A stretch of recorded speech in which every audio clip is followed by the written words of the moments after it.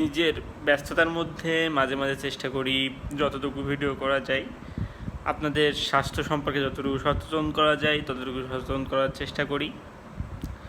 স্বাস্থ্য সম্পর্কে সচেতন করার প্রথম যে কথাটা আসে সেটা হচ্ছে ইদানিং বেশ কিছু পেশেন্ট আসছে আমার কাছে যাদের আইবিএস মানে ইনফ্লামেটরি বাউল সিনড্রোম। তো এই যে আমাদের ইরিটেবল বাউল সিনড্রোম, তো এই ইরিটেবল বাউল সিনড্রোম আসলে কি? এই পেশেন্টগুলো আসে আমাদের কাছে যে দেখা যায় যে আজ ভালো আছে, কাল বলতেছে ডায়রিয়া, পরশুদিন বলতেছে আবার constipation, diarrhoea constipation, diarrhoea constipation, এরকমভাবে অল্টারেশন হয়, বাউল হ্যাবিটটা চেঞ্জ হয়, মানে পরিবর্তন হয়। কোনো সময় ডায়রিয়া হয়, কোনো সময় কনস্টিপেশন হয়, এক এক সময় এক এক রকম হয়। এবং তারপরে যে এই স্টুলের ফ্রিকোয়েন্সি চেঞ্জ হয়, কোনো সময় কোনো দিন দেখা যাচ্ছে একবার হচ্ছে, কোনো দিন দেখা যাচ্ছে 4বারও হচ্ছে, 5বারও হচ্ছে, ঠিক আছে।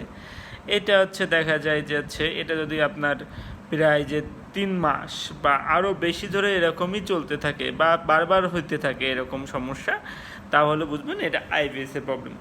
তো এটা হচ্ছে মূলত বিষয় না, বিষয়টা হচ্ছে আপনি আইবিএসের প্রবলেম আসলে আপনারা মনে করেন যে হচ্ছে ডাক্তাররা কী ট্রিটমেন্ট দিবে।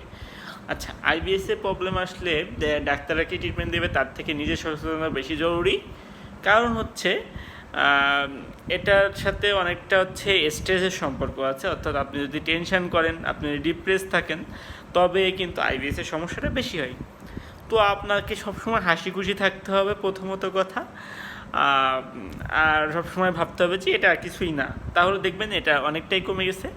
আর দেখা যায় যে ডায়রিয়া যখন হয় তাহলে তো জানেন ওস্তালাইন খাবেন। আর যদি কনস্টিপেশন হয় তাহলে কি খাইতে হবে জানেন? আচ্ছা, এর আগের ভিডিওতে আমি বলছি যে ডায়েটারি জিনিস, ওই যেগুলো হচ্ছে আঁশ জাতীয় শাকসবজি, হ্যাঁ, এইগুলো খাইলে মোটামুটি ঠিক হয়ে যাবে আইবিএসের প্রবলেম। আইবিএস এর প্রবলেম এভাবেই ঠিক হয়ে যাবে। এছাড়া অনেক সময় যে তারপরেও দেখা যায় যে না ঠিক হচ্ছে না, সেক্ষেত্রে আপনারা অ্যান্টি ডিপ্রেসেন্ট নিয়ে রাখতে পারেন। কারণ ওই যে বলছি টেনশন করলে আইবিএস বাড়ে, এই জন্যে অ্যান্টি ডিপ্রেসেন্ট খাবেন, তাহলে টেনশন এমনিতেই কমে যাবে আর আইবিএসের সমস্যাও কমে যাবে।